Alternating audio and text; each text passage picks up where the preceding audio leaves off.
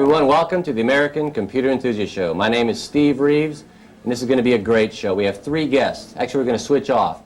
Our first guest is going to be Vin Young from Cyborg Computers here in Houston, and we've got Brian Efting, and we've got Mike Huey. So it ought to be a great show. We're going to talk about games and all kinds of great stuff. So stay tuned, and we'll be right back.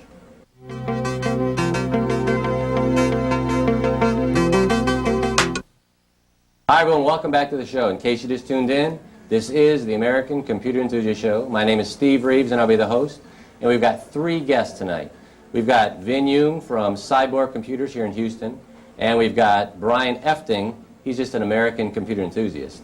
We also have another guest that'll be on a little bit later in the show. His name's Mike Huey, and he's just a game designer. He's a game designer, and he'll be showing us all kinds of fun things and talking about games.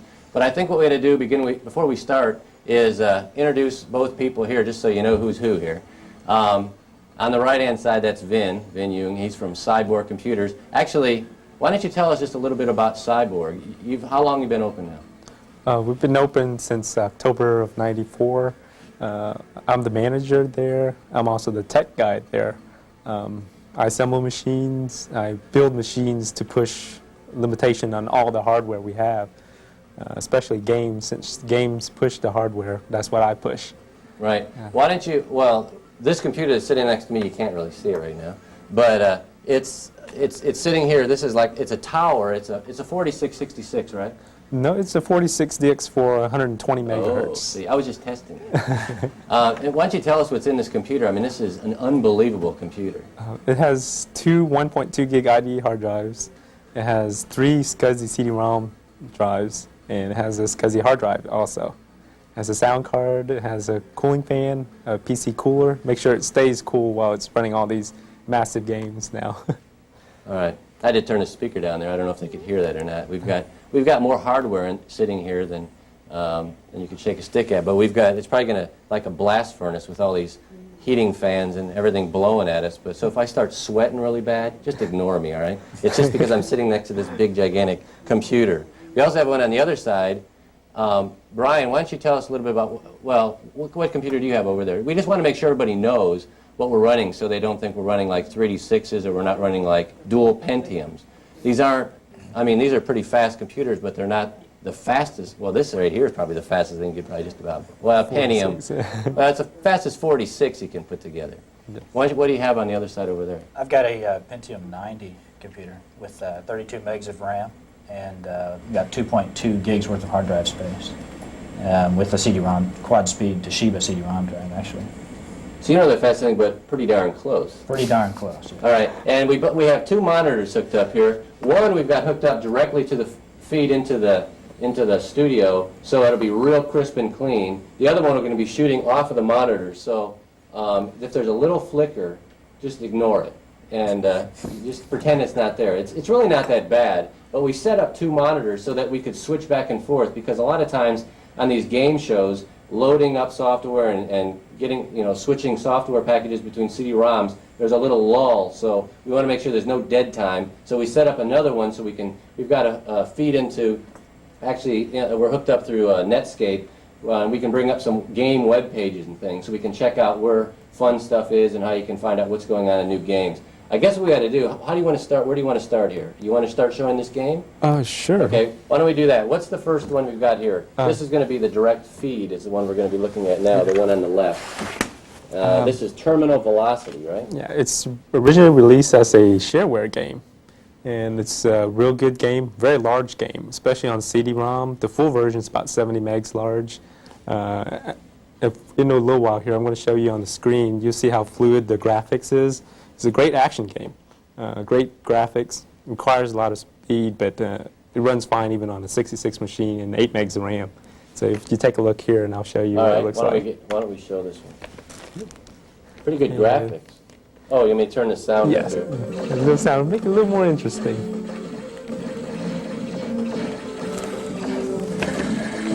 Just don't get shot or anything, right? Don't want to bring the other guest in. What is it we're doing here? Just flying through fog? Fine. You're basically blasting everything you see come at you. And hopefully... And trying to find the tunnel so I can climb into it. Here's the tunnel, and I'm flying straight down into the mouth. Oh. Oops, I hit the ground. Not great. Man. This is a Northwest flight or what? What's going on here? I missed it again. Man. Well, got killed. Sorry. All right. Okay, now we're going to bring the other guest in because he just got shot down. That's no, I'm just kidding. We'll give you one. We'll give you another try. See, I want to see what happens. Now, what is this? There are different. What's the differences in this game? I mean, are there different? What do you call them? Levels of hardness or what? I mean. Yes, there's different level of hardness. That's not the right way to say that, is there? No, difficulty. Skill level. Skill level. Skill level. My mind went blank there for a minute. That happens to me every so often. And if you were What's this afterburner thing? I'm using some cheat codes to get extra power so I don't get killed before it's too early.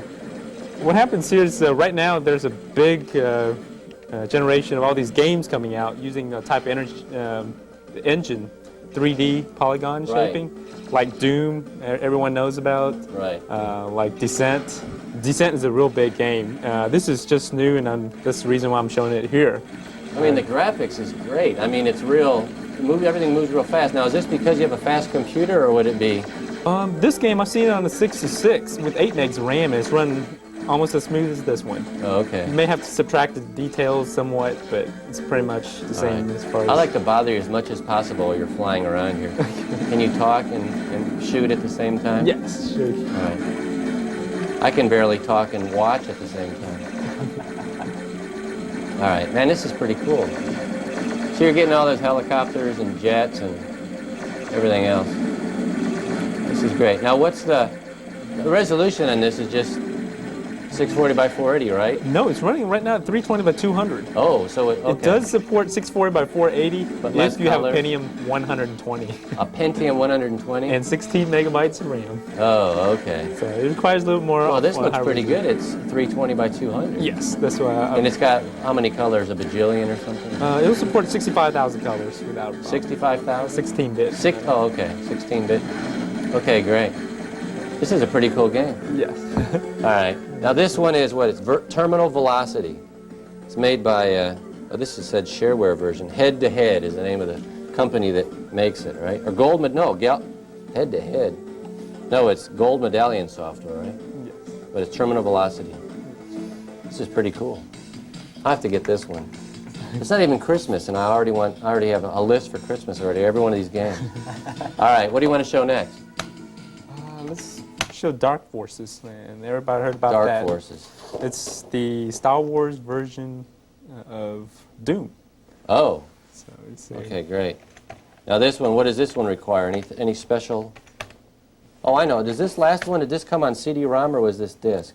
CD-ROM. It is CD-ROM. You can get it on disc also. All right. But Any difference in the way it runs or anything? the shareware version, no.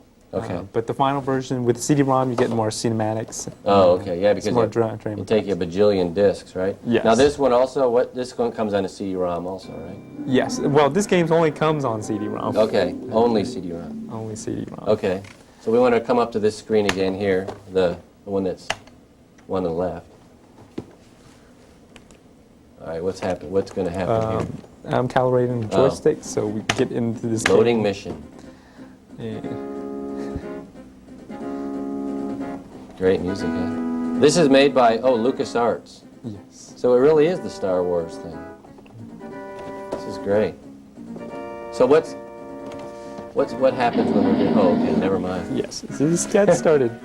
I have to give myself a little bit extra weapons just in case we get ourselves killed. Oh, okay. So you know all the little cheat things, huh? Oh, yes. With the cheats, We don't want to call them cheat. they won't go cheat. Just an advantage. Oh, I see. That's your arm right there.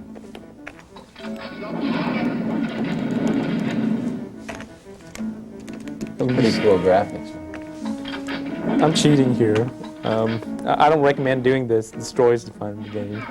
But What, having so many weapons? yeah, just makes yourself invincible. You can't even get killed or get shot at. Just very similar to Doom. Yeah, it is. It reminds me a lot. Now, can you play this one over the network and things like you can do Doom, or is this just single? Right now, Single user. no, just a single user. Given time, they'll probably make it into a... Yes, they do claim their codes to make it multi-user, but that has to wait and see. All right. Now, what's the point of this one? Is there somewhere you have to go? I mean, is it a... Yes, your object here is just to make it through all the levels, and each level you have a certain mission to grab a map, able to get out of this phase, so then you go continue on your next mission, Right. and finally destroy the Death Star, similar to the Right. original Star Wars All right. theme. We'll keep going. Just shoot everything. That's what Yes. I do. Eventually, you'll find something that's...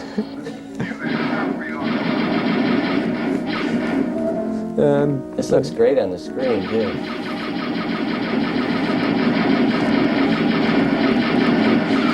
Just make sure you don't cheat. Yeah. Someone that just tuned in right now would just think they're watching some sort of a movie or something. So if you're a Pretty Doom realistic. fan, It's pretty cool. It's pretty fast, too. yes, it runs really well on even a 4633. And usually you don't work cross-handed like that, right? With one hit, with your... No, Probably kind shit of hard to don't. use the keyboard and the joystick. Like this. All right. Okay. So, and if you're a Doom fan, try this out. This is way too. Yeah. This is something. Something new and different, and it's that's pretty cool. All right. Why don't we do this? Why don't we go up to the? Do you want? I need to switch something. A switch a disc here. You have anything? Yes, it's I do. While we're doing that, Brian, why don't you show us on the other screen over here? Well, actually, what you've got right here is the American Computer Enthusiast web page. And why don't you show us some of the web pages, the game-related web pages that are on the internet right now? Okay. Basically, what we started is I opened up the web page connected to my internet provider and opened up the web page for the Computer Enthusiast TV show. And you can come through here, and whenever you're on a web page, you can send like mail to. I guess it would be the administrators or Right, hosts and the producers hosts, and things. the hosts and producers of the show. And we also have some other pages that we already opened up. And like we have Mortal Kombat's home page, which was... I forget. Well, is it further down or just hit one of those? Well, go to that interplay. Go to the interplay. Wasn't that one? Okay. Yeah, Pretty that's a good one. The fourth one down there. All right. Now, what this has a bunch of things that are on there. Is a bit different. Talks about Here you can click and you can get a full graphics homepage. Of course, that would take a little while to load at this Right. point since we haven't actually opened it already. right. Because we are only going at the speed of the modem, which right now we're only connected into a 14.4 Oh, modem. So I see. I didn't even think about that yet because you're not going through. You're just going directly through. right, if we got ISDN connection, we can get like 64K speed, which is that's pretty fast, and that would load it very nicely. Right. Well, just in case people don't know, show them how you type in at the top there, how you would actually type in and go to go type in Mortal Kombat, for example, so you can see how it works. You go up to that line right there. Right there you have, this is your universal location. Like we have HTTP, and that's the, means that you're going to get on the World Wide Web. And we're going to get on a World Wide Web site. We're going to go to the Mortal Kombat web page. And that means it's Mortal Kombat, and that means it's a commercial page. Come in here, and that's DirectNet, which we apparently already had loaded. Right. So then you can come in here, and they have links to other places, like you have some cool sites. They Right. have cool sites that you can connect to, and they have a list. Hit the cool sites there and see. It is coming up? Yeah, right now it's looking up the host, and there we go. It says host contacted there at the bottom. Right. So you can tell what it's always doing from that right there. Okay, now, what were some of the things we brought up? We brought Interplay, we brought Mortal Kombat, we brought up, what were some of the other ones we looked at? I forget. We had the Nuke homepage, which that one looked very interesting. Looks like we can wait for this one. Yeah. After this one's done loading, we can... All right, it's coming up. Now, why don't we just keep switching back and forth? You want to start this one over here while that thing's coming up, and we'll switch back over there. All right, what game's coming up now? This is the new Star Trek: The Next Generation. if everybody's been waiting for this a long time, you'd be surprised how, well, it's a good wait, because you'd be surprised how well the graphics is done. And the gameplay is really well done. All right. Now, again, this one's CD-ROM? A CD-ROM only. CD-ROM, and what does this one require? Anything special? Pretty much all games nowadays require at minimum 46, don't they? Yes. CD-ROM, Yes. sound card, 8 megabytes of RAM. at least 8 megabytes of RAM, right? Yes. All right. And what about monitors and things? I mean, we ought to tell everybody, what do you recommend? What do you guys recommend as far as resolutions and sizes of the graphics card and size of monitors? The monitors right now, I would recommend something minimum of a Super VGA, because games are supporting 640 by 480 and 256 color or higher. Right. So invest in 15 inch is what I would recommend. If you can't afford, 14 inch is fine. 17 inch even better. The Right. bigger the better. It depends on how much money Now you these have. are, what do you have here? Yours is that micro scan over there. Yes, this is an ADI monitor. It's a 15-inch Super VGA monitor. It'll go to 1280 by 1024 resolution. Those are And real nice monitors. That's why I got it myself. Crisp and clean, and you can go to the edge, and they look real good. Yes, And exactly. they look good on TV, too. There may be just a little flicker, but that's just because we're shooting directly off the monitor. Right. And we do have this running at 640 by 480, so that there is no, if we went to the higher resolution, there'd be a really bad flicker on Right, the you'd screen. really notice it very well. Like on I the always tell screen. my friend Flicker. That's a nerd joke, by the way. Right. Anyway, well, okay, what are we doing here on the screen, on the left-hand side? Well, I'm the showing- direct hookup. Yeah, I'll turn the volume up.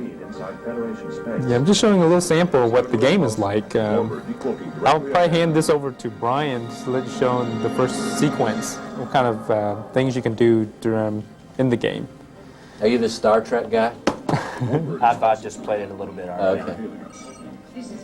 You watched it, it's like being in the show itself, but you controlling all the actions. Oh. So, There's someone actually have more hair than. Did you see that? The Warbird has locked its tractor beam onto the scout ship. The graphics are great, I mean. Red alert. believe it or not, I'm only running at 640 by 4, actually 320 by 200 by 32,000 colors. It supports 640 by 480 by What does it go 16 into bit. another screen here? Is it loading something up? Yes. Oh, okay. Uh, To the- Because it kind of went blank there for a minute. right. And it's loading up the introduction. As you can tell, it's the original introduction of Star Trek. All right.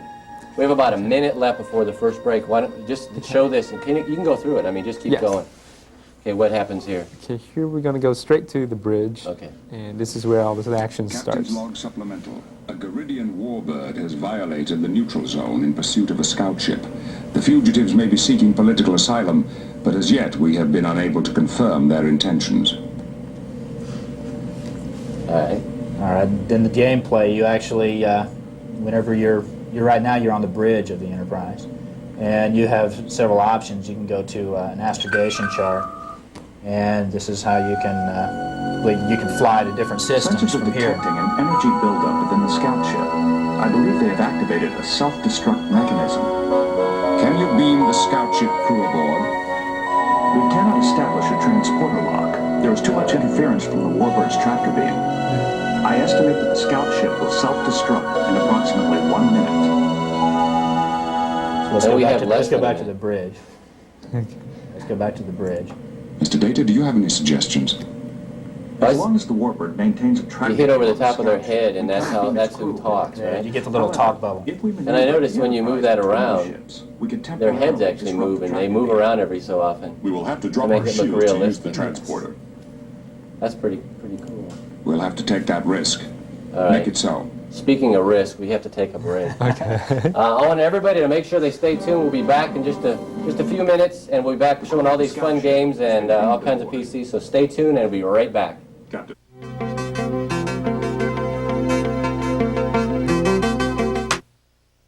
Hi everyone, welcome back to the show. In case you just tuned in, like I always say, this is the American Computer Enthusiast Show. My name is Steve Reeves. That hasn't changed. And we have two guests left. Well, we have two guests. One, we switched around a little bit here. Brian Efting left. He actually didn't leave. He's still here. But we have Vin Yoon from Cyborg Computers, and we have Mike Huey. He's our new guest here. And he's a game designer, or game nerd, right? One or the other. Either way, you know. Yeah. One thing I always like to mention is our email address, in case you want to leave us a message on what you'd like to see in future shows, what you like about the show. No negative comments, please. Our address is ace@phoenix.net. Ace@phoenix.net. A slide will come up at the end of the show, and you can write that down and write us a quick little note. And we also have our hotline still going, and that's 587-6949. 587-6949. And you can leave us messages on that if you don't have, some way to send us email or something. But just about everyone has some sort of way to send email, America Online or CompuServe or an internet account or something. Now Prodigy. I'll send some flame mail. I've got a few accounts. Everybody, just about everybody has an account. I mean, that's just the way it is now, right? You're a loser if you don't, I guess. No, yeah. And if you have multiple, oh, that's even better. Yeah, that's multiple cool. email addresses. I'll flame really you from cool. CompuServe and Prodigy, all right? That's really cool. It is cool to be a nerd now, you know. I don't know if you knew that or not. So I guess that's the little commercial. Not commercial, but the little blurb I had to talk about all the phone numbers and everything else. One thing I do want to mention, Vin, we were talking about cyborg computers. I wanted to mention his phone number, 975-1155. That's 975-1155. If you have any questions about these games or hardware or software or anything else, you might want to give him a call, and he'll answer all your questions. He's a plethora of answers, right? I like that word. That's Yeah, nice. or a cornucopia. Even better. Okay, what we got to do, why don't we go to Mike. Why don't you tell us a little bit, you brought some fun stuff here, and also you're no loss to words. You've been on the show before, and you've got all kinds of great insight on things that most people don't think about or don't know, and you know all kinds of great things. Well, they have a life, and they could care less, you know. Yeah, whatever. We won't bring that up. So what do you want to talk about? This thing here, or do you want This is an example of one of the next generation Let me hold it up here. game machines. It's a machine by Sony. It's called the Sony PlayStation. It's currently extremely popular in Japan. The only competition it has so far would probably be the Sega Saturn, which is a nice machine, not quite incapable in terms of 3D environments.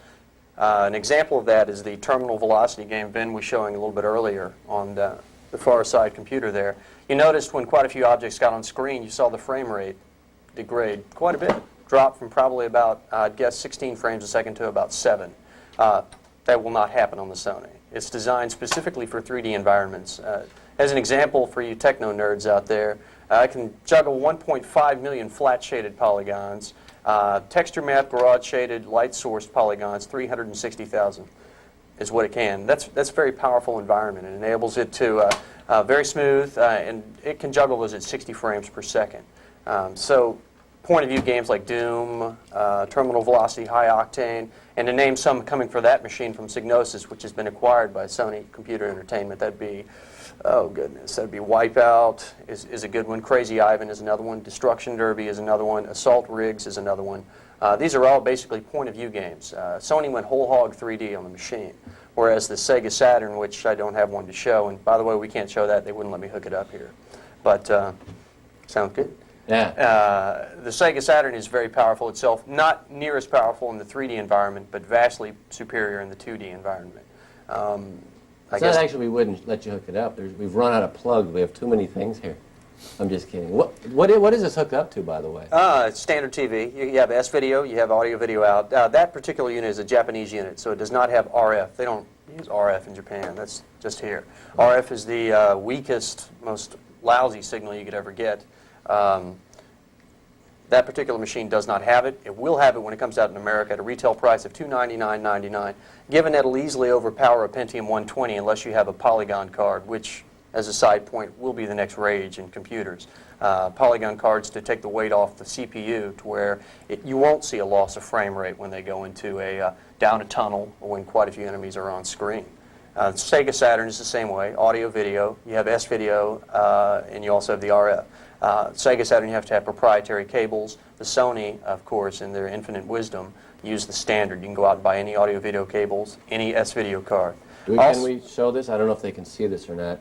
What are these different connections? Those are based, the red and white, obviously, are the audio-video. The yellow is the video. The funky-looking pin plug right next door to that is, this one? wrong way. There you go, right there. That's the S-video. I don't remember one of those two ports back there is for communications. There is well, it's called the combat cable in Japan. It will be called the, I think it's just called the Sony Link cable. Enables you, if you have 2 TVs, 2 units, 2 games, you play head-to-head. No longer is it a split screen that takes quite a bit away from the game environment. Now, like Doom, like playing Doom on the modem.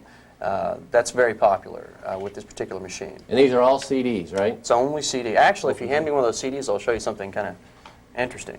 Wrong one. Thank you. I only you gave me a choice of 3. I picked the wrong one. Okay, this is Motor Tune, which is kind of strange looking. I think I don't play the lottery. But the interesting thing about these CDs is they're black in the back. Sony did this for one to make it make their CDs stick out because usually they're shiny. That was a nice one. Yeah. They did this another reason to alleviate piracy. It's very rampant overseas in Taiwan and China, and I'm not going to name countries though. It's kind of neat though. You know, you get a little black CD, nice little frisbee around the house. You get tired of the game. Little stickers falling out on the floor. That's great. That's pretty cool. So these things, now this joystick's pretty cool. I don't. This isn't really a joystick, is it? It's called a control pad. Control pad. I don't know if you can zoom. I don't know if you can see that or not. It has. Buttons on top. It's kind of like a Super Nintendo controller in that it has a 4-directional pad on the far side, 4 buttons there, start and select. On the top is where it gets a bit unique. The reason they incorporated so many buttons on the top was to facilitate, that's another mess up, movement in a 3D universe. You have quite a bit more selection. The player's not limited in terms of commands and inputs, and it's not some arcane selection of bizarre maneuvers to get a command off to a pilot or whatnot if you're a wingman or etc. You know, it depends on what game you're playing. The Saturn control pad is fairly standard. Looks almost exactly, well, kind of like a Super Nintendo control pad. Right. Pretty slick. That's Now, a great machine. Did you mention how much these games are going to be? Probably $59.99. These are Japanese games right now, and in an import house they'll run you about $85. Depends on where you go. You go to Die Hard Games, pay $109.99, but anywhere else you pay about $85. I can't read a single thing on this CD here. It's Japanese.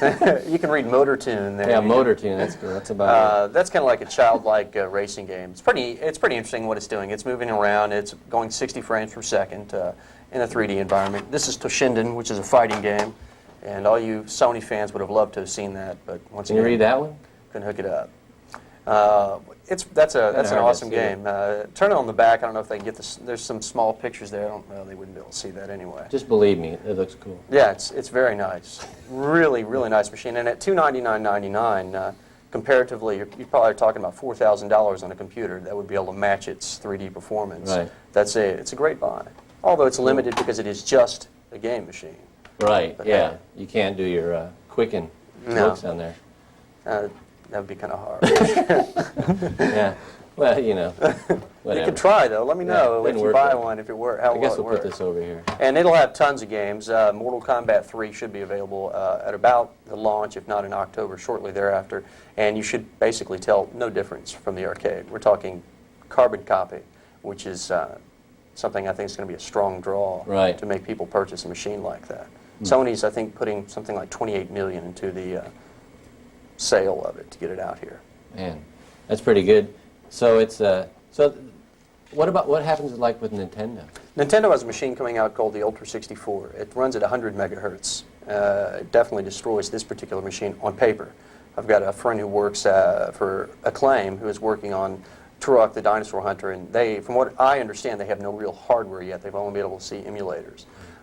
It uses a true 64-bit processor. Its bus bandwidth is 500 megabytes per second, which is pretty massive. Well, I want to know, how do I fit this CD into my Game Boy?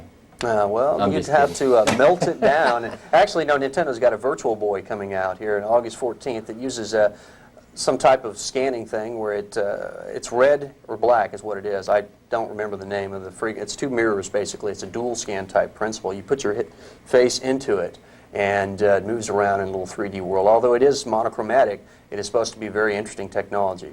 But at $179.99, it's I think that's a bit expensive. But it is technically going to hopefully be the replacement for the Game Boy. Yeah. Well, you think it'd be pretty, you know, I've seen those little CD-ROMs, a little like 3-inch or 3 Mini disc, mini disc. mini disc. It'd be kind of cool to have a little Game Boy with one of those little discs. You just slide it in there, you know, and play that. You get Man, we had to come up with that. You get the Capitol. Man, I hope nobody heard Let's that. do it. Let's do it. Oh, okay. Hey, why don't we show some of these magazines here? Things that different places that you can find. Well, these are actually the same thing, aren't they? Just like Vin, you have these. You sell these at your store, right? Yes. And what are these? These are actually magazines that come with CDs, right? Yes, they actually come with sample CDs of the latest games. They give you sequences of games, demos. Give you a taste of what the game's like before it actually comes out. Right. Even give you discounts if you coupons too, just if you got these issues. It's a great way to know about every game and actually interact with it, and not just read about it. Yeah, this one's electronic entertainment. And if you're like me, I just like to have as many CDs as possible, you know what I mean? Even if I don't use them. I read that somewhere in some magazine about how many CDs people have on their computer and how many they actually use, more than like once. You know, a lot of people just collect them, like me, you know, I'm a CD nerd, you know. This one is a PC Gamer.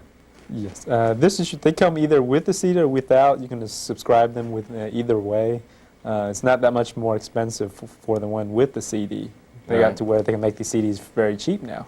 All right, what's like the greatest thing about these is they're relatively inexpensive. Like this one is $7.95. Yes. With the CD-ROM, with the CD, and this one is like $5.99.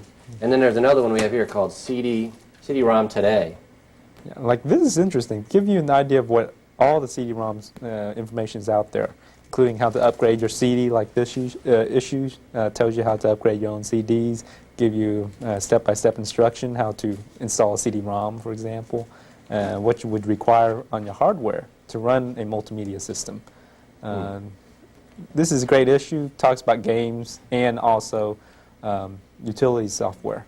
Now this one here is I like this one because it's not just games; it's all kinds of different things. Yes. And there are sometimes it comes with some pretty neat utilities and some pretty neat little programs that come on these CDs. Yes. I think this one, doesn't this come, yeah, this one is both PC and Macintosh also. Yes. I think these are just, oh no, some of these are Mac too, aren't they? Yes. Most of them have a smattering of both on there. Smattering? Smattering. I had to, you know. Yeah. That's another one of those technical terms. And don't Smattering. forget Next Generation. That's that magazine right there. Oh, I'm sorry. Far and away, clearly superior to any, I guess for the consoles, which we're talking about here, that magazine is great. It's called The Edge in the UK. It's very, very popular. And this is your girlfriend on the front here? Yes, that's her. That's her. Nice. She's looking a bit plastic. But And here's your dog on the back. Yeah, exactly. That's it. He's pretty lively. Actually, those are from, I think that's from Hearts of Darkness is where those graphics are from. I believe that's coming from Interplay. Could be Virgin, though. I'm not quite sure. Yeah. These are great. These are great magazines. And like you say, this one here rates, it says 50 games reviewed and rated. Well, and they don't, unlike, that is primarily a news magazine, whereas if you pick up Electronic Gaming Monthly or PC Gamer, they're all right. But they tend to overhype and act like they're talking to drooling 15-year-olds with zits all over their face or something. Next Generation is very, it's intelligent, kind of like this worldwide website I'm logged on, Intelligent Gamer Online. Right. Very informative. It's not overhyped. They tell it like it is. And generally you learn quite a bit more information. Less You wanna pictures show that and more now? text. Oh, there's not really a lot okay. to show you on here. I just wanted to show people the site. Yeah, what is the line up there? The location is what? igonline.escape.com. One more time. igonline.escape.com. Write that down now. And it actually is escape, not the actual escape key. Right. That's escape. Correct. Because I probably would hit the escape key. You know? I'm just kidding. Oh, what's on here? This is this particular issue has. Let's see if we'll start graphical. Why not? Yeah, let's do that. This has some, like, Sega was on an IRC channel with them talking about upcoming products, where things are going to go, and they were answering questions of enthusiasts. Right here, they're harping about Sega is canceling any American-developed game that competes with a Japanese-developed game. And as you can tell, these guys are a little upset about it. What Sega had at a promo in New York City to compete with what Nintendo did a few weeks ago. The Gaijin, or however you say that for you anime enthusiasts out there who want to correct me, it's basically a Japanese gamer's coverage of what's going on, what it's like to be in Japan. More news from Sega and Virtua Fighter Remix Review, which is a game for the Saturn that they just corrected. Virtua Fighter comes packed with the Sega Saturn. This is an upgrade to that. You don't notice the glitching and the replays and whatnot like is very prevalent in that game. However, I don't have it here to show you, so you'd have to take my word on it. All right. But this is, it's pretty, and you have an editorial, you have a mailbag, and have quote of the issue and whatnot. And they can send you off to other sites. See, or you can do a quick jump, features, reviews. Let's see if we go to reviews here. Why not? See how fast it switches here. Shouldn't be too long. Again, we're going through modem 14.4 modem, so it's not really, really fast, but it's pretty fast for, it's faster than a Big Chief tablet and a pencil. I know that. Okay, it's coming up here. Yeah, it's loading the little pictures out. All right. And those are different sites you can jump to. These basically are the sections of the thing. I'm kind of waiting for it to finish what it's doing so I can, actually, I'll just do it this way. You can probably just click it if you know what's there. That's what it's telling me at the bottom there. I'm just Yeah. trying to avoid going to the Atari Jaguar site. Oh. Yeah. You want to bring that up, huh? Yeah. Okay. Well, we won't ask All that. numbers and no. Oh, I see. No It's proof everything. behind the Sega, numbers. 3DO, Sony, Atari. Yeah, there you go. What was that first one? You can read. Yeah. This right here is very hard to read. I say arcade. Nintendo. Oh, it is what the first one Nintendo's the first one. I see. Okay, now Sony, let's see if we were going to go to Tashinin, which I wanted to show all the kids out there tonight. They give you an informative review, well written. This is what we had here? Oh yes, this That's is this one Tashinin right here. And they basically, that. they'll show you a few GIFs of it here, what's going on, or JPEG, whichever particular format they're using. As you can tell, quite a bit of text, not a lot of pictures, and I'd rather have text than pictures because I can look at it on my own. And you get to the bottom of it here in 3 or 4 years it takes me. Okay, then they rate each category. Oh, great. Graphics, sounds, A. Gameplay, B. B+. I think they give it an A. So they A like minus. it. Yeah, They it's a like great game. It's been reviewed positively in every single magazine. Great. All right. 3DO also has a accelerator coming out to facilitate the polygon war. Everything's a polygon war right now in the console systems. I don't know if you're aware of, you probably have Yeah, heard of 3DO. yeah, tell me a little bit more about the M2 card you're accelerator. talking about. It's called the M2 accelerator. It's based on the PowerPC 602 chip. It has quite a few built-in functions like Z alpha buffering, I believe Z buffering or alpha channel, whatever it is. There's so many stats now, it's easy to get lost. make it up, we'll Something believe like, I think it's 750,000 texture map polygons on screen with that's light sourcing, garage shading, 60 frames a second. It's quite, on paper, it's very powerful. But the problem behind that is, as great as it sounds, if there's not a lot of software out there for it, who cares? You can have the fastest car in the world, but if it runs on ethanol and you can't get that every day, what good is that car to you? Right. So that's the doubt that many people have in their mind on that. Of course, you'll probably be flamed from some 3DO enthusiasts now. But Well, you were don't look talking, at me like that. Man, I'm not. The other day when I was at your store, you were telling me the difference that you had a S3 board in there, and you had 2 different boards. I think, is it in this machine here? That In you the said same was the other one was 4000? actually faster than the one that you had in there. If you Yes, for DOS games, there's the S3 is overall the better chip in graphics mode and text overall, but the same 4000 W32P chip in the one I have here for the game machine actually speeds up when you go to higher resolutions. Unlike board S3, is in here?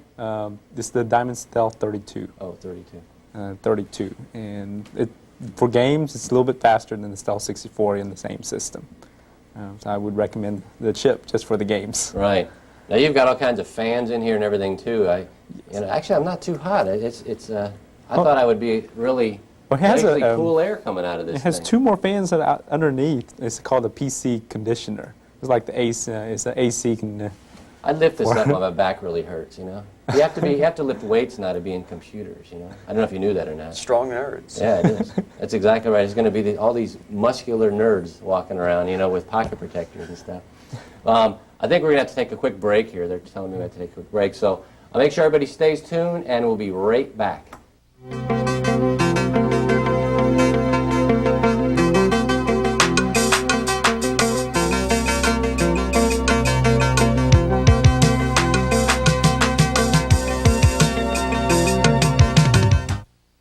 Hi, everyone. Welcome back to the show. In case you just tuned in, this is the American Computer Enthusiast Show. My name is Steve Reeves, and I'm the host. I've been the host the whole time here. And we have 2 guests. We had 3 altogether, but one we switched around a little bit. Actually, Brian Efting, he's already left. He's one of the ones that switched. We have Vin Young from Cyborg Computers here in Houston, and we have Mike Huey He's just a game designer, game nerd. And he's got all kinds of fun things to talk about. I think we're going to do, first off here, oh, by the way, the show that we're talking about, this is all about games. We're talking about computer games, all kinds of different games on the what do you call, what actually do you Sony call PlayStation. Sony PlayStation, computer games. We've got a Pentium 90, we've got a 46-120, we've got a speakers, we've got all kinds of great stuff, joysticks, all kinds of things. So what we're going to do is, why don't we start this, what game are we going to look at first here? Well, we can show them how Magic Carpet. Oh. Yeah, the box itself. Well, Okay. No, let's talk about this one. We're actually going to show this one yet. We don't have this one. no, We're just going we to don't talk have about on the it. screen. Magic Carpet is one of the first one that's released. Very well done again. It's by Bullfrog. It will support a VR helmet. It also comes with glasses. With What is VR helmet, in case people don't know? Oh, the VR helmet, you put that on and you're in the world. You see everything in 3D motion. You're there flying, especially in this game, you're hunting down your enemies, and the object is to win by strategy. Turn everything to your mana and you eat it. People have been to like Dave & Buster's. They have that virtual reality helmet thing you can From wear there. Virtuality is the name of the company Yeah, that manufactures. exactly. Dactyl Nightmare, and there's a few other ones Right. too that they do. I get killed every time, or whatever. I fall off the edge of the building or something. Every time I've ever played that. I'm not much for putting a helmet on that other people have had on their greasy scalps. Yeah, kind of sweaty. Yeah, Kind of like kinda Malibu nasty. Grand Prix. Yeah, you know? exactly. It's about 100 degrees out, and you got the big old sweaty helmet on. Here, do you want to put my helmet on? Exactly. Anyway, I don't know what that's got to do with. Oh, they have a lot of video games there. Anyway, what do you have to have for something like this? Oh, yeah, if you want to bring it home, instead of going just Dave & Buster, and you have a PC at home, you want to bring it home, this is a good game to start off with. And like an add-on. Have joysticks like this, and something new, the Wingman Extreme, the Flight Stick Pro, and then you heard about the Thrustmaster's flight control system and the weapons control system. All right. You can even bring your own helmet home. Ranges is from $400 to $1,000 for a helmet that you actually put on. And right now it's still very uncomfortable. They're working on the way to make it lighter and make sure that everything will fit your eyes and they don't have to get in lawsuits when you cross-eye after you take it off. Right. But, It makes you Cataracts. sick, right? They should give you like barf bags too sometimes, because it does make you feel kind of queasy sometimes. Some people are susceptible to it. That's what, buy some Dramamine and get into it. Right. For you, It for can do you. some strange things to your head. I've seen someone blow chunks after playing Doom. So. Yeah, that's great. What color? Yeah. No. Kind of What- brownish. Was it? You were saying something about they're not quite there though, right? I mean, it's down the road where it's going to be really cool looking virtual reality, Right. and real good graphics. But it's pretty cool to play with. Though. Well, they are there in some some of the military simulators. Right. Fantastic, because they've got dedicated hardware for the things I mentioned before: the texture mapping, the light sourcing, the garage shading, real-time objects, 60 frames per second. Then the suspension of disbelief is massive. But when you're looking at some blue shaded flat box and some cheesy looking monster that's moving towards you at given maybe 14 frames a second, which is not altogether fairly fluid. This is actually point. It's not very counterpoint, nice. Isn't this? Something? Yeah, I like that's CNN here. Yeah, rebuttal back Yeah, and no, I'm forth. just kidding. I should be in Washington or something. Really? It'd be better that way. Okay, and now Mike Huey. Okay, go ahead. But I think eventually, yes, it's going to be really, really nice. But Right. now, it is nice if you're in the military and you've got Lockheed Martin or one of these big guys developing a chip for you that does quite a bit. But and you could probably bring it home. I'm guessing ballpark figure at least $200,000. You know, Oh. and that's for it to be really nice. So. Cool. You know, I think that it is neat and that they are stepping in the right direction, but it's still in its infantile stages in terms of the mass market. Right. Now, in specialty arenas, yes, you know, you probably get flame mail from some guy at NASA who says he has one there. Well, the government has it, he doesn't have it, he couldn't afford it. Right. So because of that, I think that that's why you're seeing a lot of the games, they're really a strong dedication towards developing very, very powerful 3D hardware. And I guess that leads to the point we were going to mention a little bit about 3D cards that will be coming out for the computers. Right. As I mentioned before, that little Sony is basically a little 3D polygon pusher. There are several cards and chips. I think 3D Labs is a chip. The Glint chip is another chip.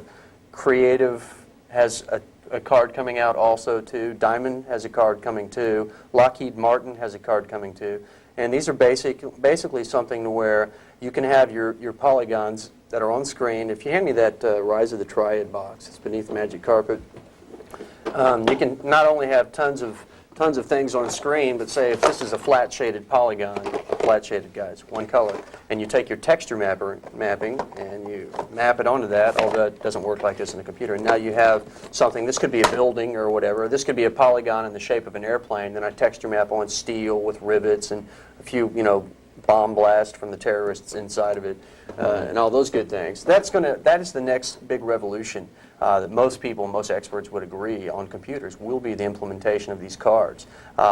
You won't see, as terminal velocity was playing a few minutes ago, you noticed a severe degradation in the frame rate when you got close to the big dragon head that was sticking out of the ground. Right. You will not see that, plainly and simply. You won't have to have the most powerful processor on the planet because all your processor is doing is sending probably just coordinates of objects to the graphics card, and then it takes over from there. So the processor is free to do other things. So it's not weighing it down. Right. One reason you heard me make the comment that little Sony PlayStation will easily outperform probably a P120 in terms of polygon performance, because the P120 in terms of power is 10 times more powerful at least. That uses an R3000 RISC chip is what it is in there. But that Pentium's got to keep track of tons of our little texture map polygons. It's got to light source them. In many instances, it's also garage shading them. It's got to take care of where they are, and that's called dynamic moving variables on screen. Then you've got your depth. You've got buffering on there to where if you've ever played Doom, when the character gets close to you, it pixelates, very much so. Right. Well, they use MIP mapping. MIP mapping is when it gets close to you, the computer takes over via the hardware and dithers out all that so you do not see a pixelization. That's built into the Ultra 64, also the 3DO's M2 accelerator, which once again are consoles. Right. That severely weighs down a PC having to do that. But with a 3D graphics card, it could just send that subroutine. And MIP mapping turns off when the object is far enough away. Like if you look at a Doom creature when it's quite a ways down the corridor before you waste it with a shotgun, it looks great. It's only when it gets close that it gets like a blur of tiles or Right. something like that. Well, the MIP mapping shuts itself off once it's far enough away that you won't perceive that. They're really going to revolutionize games and what you can do. And in terms of graphics, they're going to take a quantum leap. I wonder And- what those are going to run. I mean, how expensive? I've heard anywhere from 180 to 250. Oh, so not bad at all. And the Lockheed Martin card is supposed to be fantastic. Something like 750,000 texture mapped, garage shaded, light sourced, Z buffered, alpha channeled, all that good stuff. Alpha channels for Really like is a fog nerd, you know? and I stuff mean, like that. Yeah. He's making this up. I work at that. And I probably got half those specs wrong, as I'm sure you techno geeks out there will flame mail you and correct me. Well, that's all right. By the time they figure out what you said and write it all down and try to texture garage shading. I have a garage door. Yeah, exactly. But anyway, I'm excited about Yeah, the it's pretty cool. cards, and these new machines are really pretty potent. You'll see a lot of arcade to home translations with virtually no loss. Yeah. And we've heard that for years. And it comes home, let's say Street Fighter on the Genesis, and it sounds like they're screaming through cheesecloth and with laryngitis whenever Right. they speak. And of course, you notice a huge degradation in terms of color quality, frames of animation. As I mentioned before, sound quality. You're not going to see that anymore. Mortal Kombat 3 on the PlayStation should be, minus loading times in between fights because of the CD-ROM, it should be carbon to the arcade. Well, that's pretty cool. All Pretty slick stuff. You want to show a game, one of the games now? Why don't we do that? High Octane, did you want to show Yeah, that? we don't have a box for that, so we'll just hold up this. There we go. This is high. Not really. This really isn't. We don't have a box for high octane. Cool. So just pretend this is high octane, all right? Texture Alright. map it with your mind. Okay, so we're going to come up on this. Oh, it's already up there. And if you want to know what the requirements of high octane is, most people don't have the PC to push the full capabilities of the game. The game kind of recommends a minimum 120 megahertz Pentium. With Pentium 120? with 16 megs of RAM Oh my God. to get full detail. So everyone can play this at their office. And as a side note, the PlayStation could probably do this easily. That little video game machine you see right there. But it will run on a slower PC. Oh yes, it'll run It's just not going to be. at lower resolution. You can choose. You have options to take off the detail and choose your little weapons here. And here we go, loading up a level. All right. And it's going to take off. So what's the And object of this? it's if you play Crash and Burn on 3DO, this is very similar to Crash and Burn. You're on a racetrack trying to blow up all your enemies, but you're on hovers rather than just cars, Oh, trucks. You can drive all sorts of different. Are you supposed to knock over all those cones? No, I'm trying to get out of it. Just kidding. I'm not quite used to it yet. I'm just kidding, right? I'm getting shot at the moment here. From behind or overhead or what? Oh, they're shooting from up front and behind me. This looks very similar to a game called Wipeout for the PlayStation. I guess the big difference is the PlayStation moves at about 60 frames a second. I'm getting canned here. It looks like you've been driving down the Southwest Freeway. As you can tell, there's a lot of framings here because I left the detail on pretty high. Right. We should Going have. backwards. Did you now. just eat it? Yeah, I just got spun all the way around, 360 here because someone shot me from behind. What is this guy dropping down there? Yeah, he's trying to pick you up, and if you're on random picks, he picks you up if you don't not in the right place and steal you off the track and kill you. And you're picking up weapons there. Minigun is upgraded. How about some missiles? Do we have any missiles on Yeah, board? we got missiles. Here. Are Here's where you using can the- You're using reload. the keyboard now. Can you use the joystick or what, or a combination? Yes, you sure can. You can use Yes, we took out that wall. joysticks. Yeah. I bet the Flight Stick Pro works well for this, doesn't it? Yes, it works better than the keyboard, I can tell you. You know, I just thought my wife drove bad. You know that? And if you've seen the full detail at 640 by 480, you see why they need 120 megahertz Right. Pentium. Well, this looks pretty good right here, but And to mention about the graphics card capabilities, they are releasing a few graphics cards shortly here with all the capabilities as Mike Huey here talked about. It's whether the programmer is going to support it. That's where we're going to have to push the programmers. They have to agree upon a standard because everyone's coming out with different cards. oh, Kind of like Visa or Vesa, as some people like to call it, DOS or DOS. Right. Or CD-ROM, tomato. Yeah, exactly. Envelope. Yeah. Until I agree with him, until they come up with a standard for that, you're not going to see it utilized as well.